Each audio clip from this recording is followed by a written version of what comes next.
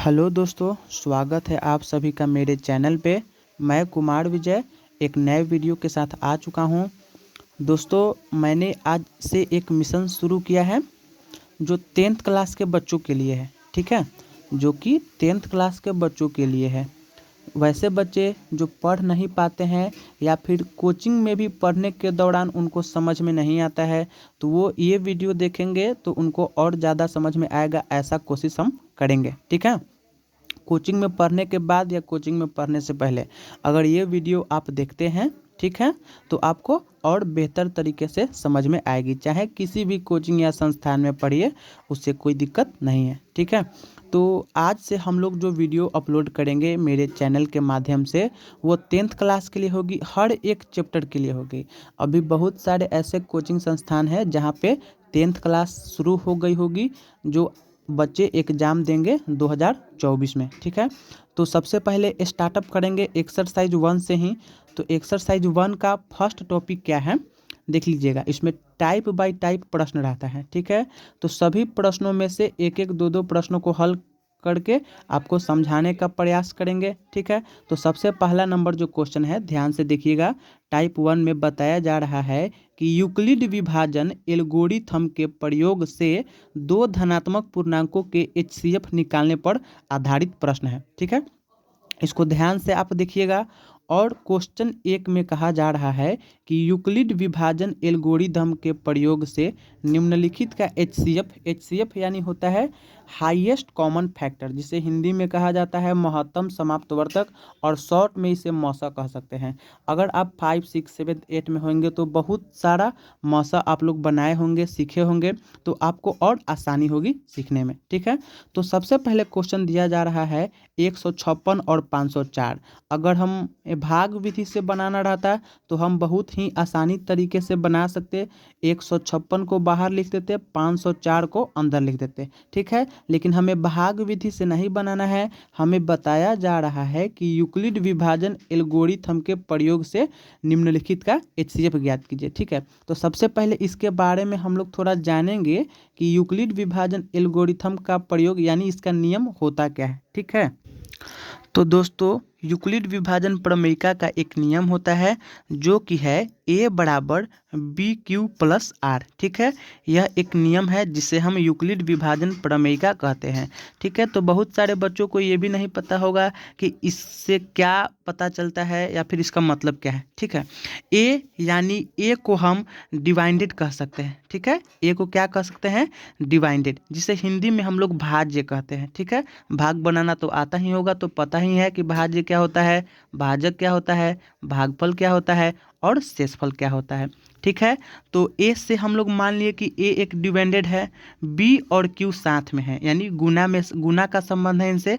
तो बी का मतलब क्या होता है, बी का मतलब होता है डिविजर। ठीक है, बहुत लोग ये सोचेंगे कि सर यहाँ पे बी है तो बी से डिविजर क्या हो गया, लेकिन यह एक नियम है जो कि मानते हैं हम लोग खुद से, इसे डिविजर कहा जाता है। क्यू से क्वाटेंट, क्वाटेंट का मतलब होता है भागफल। ठीक है, अब उसके बाद बच जाता है प्लस आर। प्लस का मतलब तो जोड़ होता है और आर का मतलब होता है रिमाइंडर, जिसे हिंदी में कहा जाता है शेषफल। ये आप सभी को पता होना चाहिए। अगर नहीं पता है, जो बच्चे बहुत ज़्यादा ही कमज़ोर है तो वीडियो को स्किप मत करेंगे। ठीक है, पूरी वीडियो देखेंगे, उनको और बेहतर समझ में आएगा। ठीक है, जैसे कि कहा जा रहा है यहाँ पे A बराबर BQ प्लस आर। मान लीजिए कि A यहाँ पे ये क्या हो गया, भाज्य, और हम भाग किससे देंगे, बी से, आएगा क्या, क्यू, और नीचे जो बचेगा शेषफल में वो हमारा होता है आर। ठीक है, तो अब हम वीडियो को शुरू करते हैं, फर्स्ट क्वेश्चन के ऊपर आते हैं। क्वेश्चन हम यहाँ पे नोट कर चुके हैं। कहा जा रहा है कि यूक्लिड विभाजन एल्गोरिथम के प्रयोग से निम्नलिखित का HCF ज्ञात करें। तो सबसे पहला नंबर क्वेश्चन था 156 और 504। इसमें ध्यान क्या दीजिएगा, इसमें देखिएगा कि जो सबसे बड़ी संख्या है उसको हम बाहर लिखेंगे, यानी A के जगह पे हम 504 को लिखेंगे। ठीक है,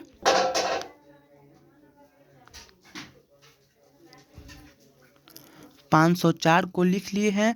अब क्या लिखेंगे, जो छोटी संख्या है 156, यानी जो हमारा सूत्र था A बराबर BQ प्लस आर। तो यहाँ पर ए हम लोग कितना माने हैं 504 को और बी मान लिए हैं 556 को, और क्यू प्राप्त करने के लिए इन दोनों का हमें भाग करना पड़ेगा। क्या करना पड़ेगा? भाग करना पड़ेगा। तो 156 और 504 का यदि हम भाग करेंगे तो 3 से अगर लगाएंगे तो आएगा 6 तियाई 18, 5 तियाई 15, 1 16, 1 तिया 3 और 1 4। ठीक है, अब क्या करेंगे? इसको घटा देंगे। ठीक है, घटाने पे कितना आ जाएगा? 14 में से 8 जाएगा तो 6, 9 में से 6 जाएगा तो 3, और 4 4 घट जाएगा तो 0 या कट कुट कर देंगे। यानी यहाँ पे कितना आ गया हमारा? ये वाला क्यू आ गया और ये क्या हो गया? आर हो गया। तो हम अब इसके फॉर्म पर लिख देंगे। यानी ए बराबर 504 लिखे हुए हैं, बी के जगह पे 156 लिखे हुए हैं। अब क्यू के जगह पे कितना आया है? 3 आया है। तो वीडियो के पीछे मैंने बताया था कि बी और क्यू में संबंध गुना का है। तो 156 गुना 3 और जोड़ में शेषफल है, यानी कितना आया है शेषफल हमारा? 36। तो फिर 36 को हम लिख देंगे शेषफल की जगह पे। ठीक है, मौसम में क्या करते हैं कि जब तक 0 नहीं आता है तब तक नहीं छोड़ते हैं। तो अब इसमें क्या करेंगे?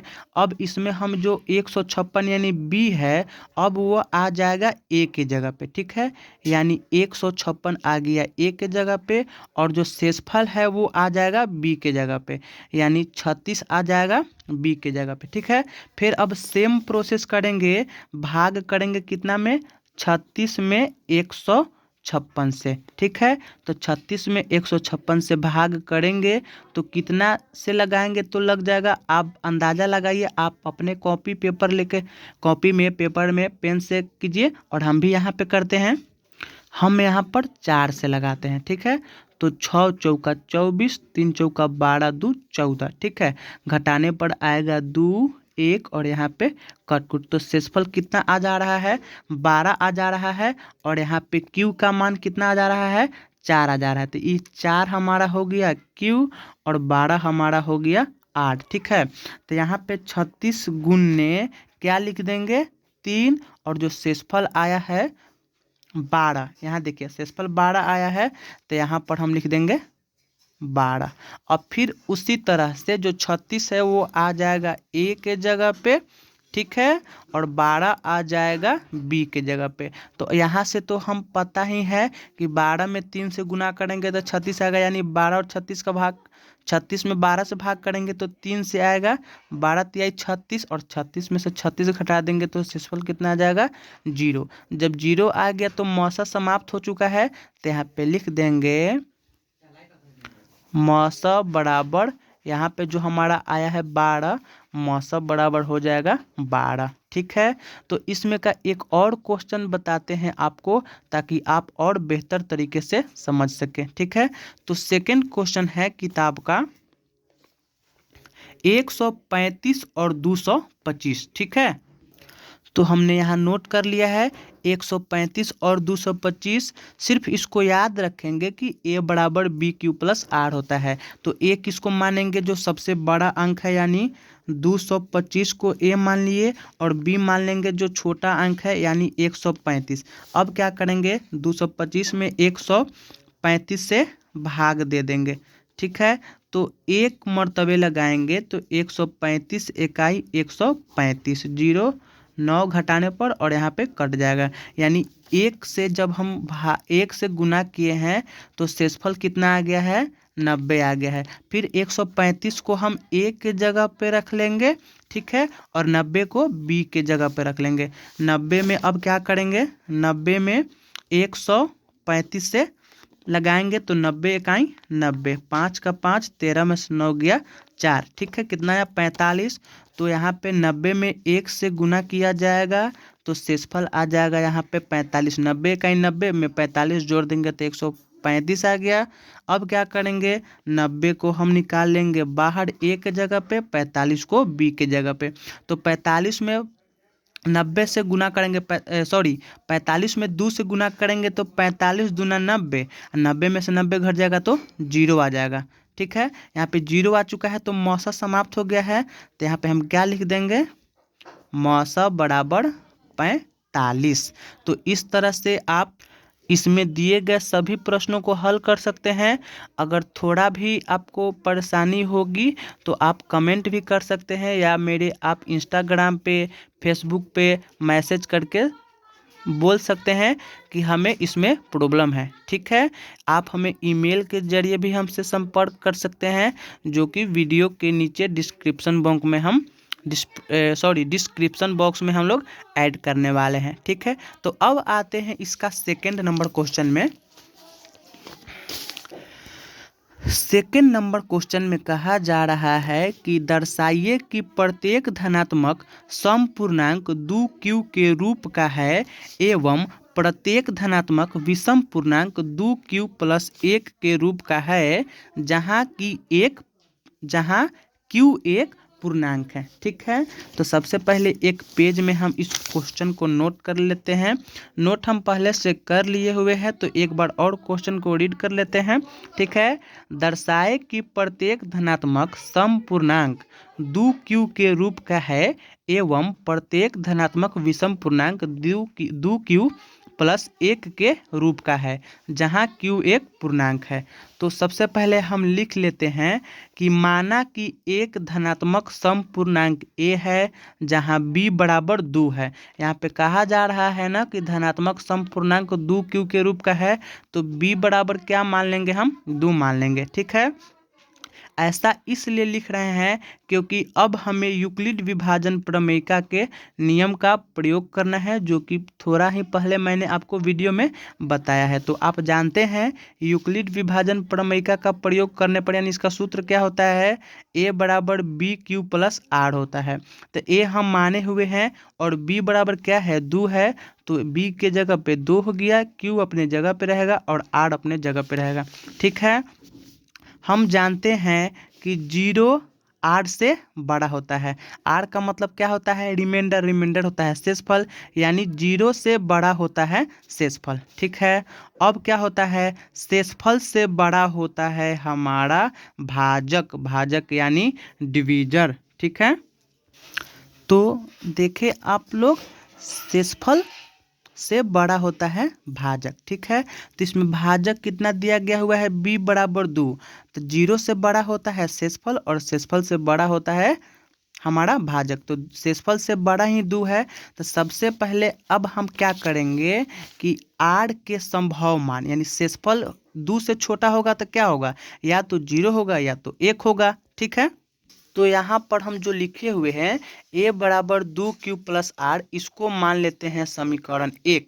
ठीक है, अब उसके बाद r के संभव मान 0 या 1 हो सकता है, तो दोनों को रख करके हम देखेंगे। ठीक है, तो r बराबर 0 सबसे पहले रखेंगे, तो क्या है, समीकरण 1 में r का मान हम लोग रखेंगे। तो समीकरण कितना है, समीकरण 1 में a बराबर 2q + r। ठीक है, तो a बराबर 2q और r के जगह पे हमें 0 रखना है, तो r के जगह पे 0 रखेंगे, और जब 0 रखेंगे तो हमारा आंसर क्या आ जाएगा, a बराबर 2q। ठीक है, तो a को हम a बराबर क्या लिखेंगे, हम जानते हैं कि हमें दिखाना क्या है कि प्रत्येक धनात्मक विषम पूर्णांक और प्रत्येक धनात्मक समपूर्णांक के रूप में हमें बताना है। ठीक है ना, तो क्वेश्चन कह रहा है कि प्रत्येक धनात्मक समपूर्णांक 2q के रूप में होना चाहिए, यानी समपूर्णांक क्या होता है, वैसी संख्या जिसे हम 2 से भाग करें तो पूर्ण रूप से कट जाए। तो 2q है, इसमें अगर 2 से भाग करेंगे तो 2 से 2 कट जाएगा, यानी q का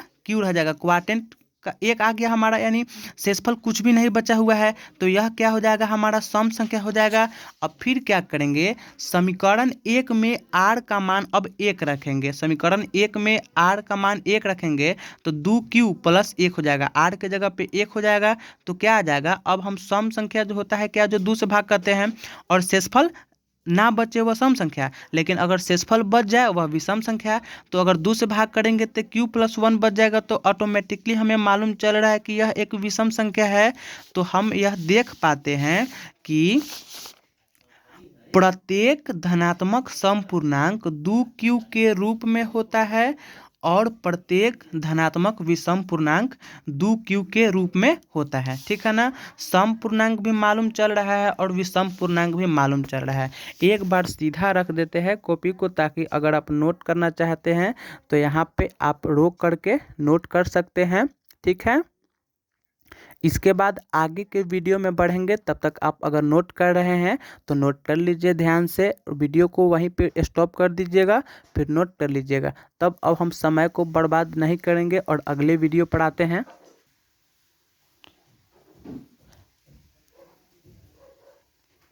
नेक्स्ट क्वेश्चन है 3, तो आप बना लीजिएगा। सेम इसी प्रकार का क्वेश्चन है, आप कोशिश कीजिएगा, नहीं बनेगा तो आप कमेंट कीजिएगा। 3 का भी वीडियो बना देंगे।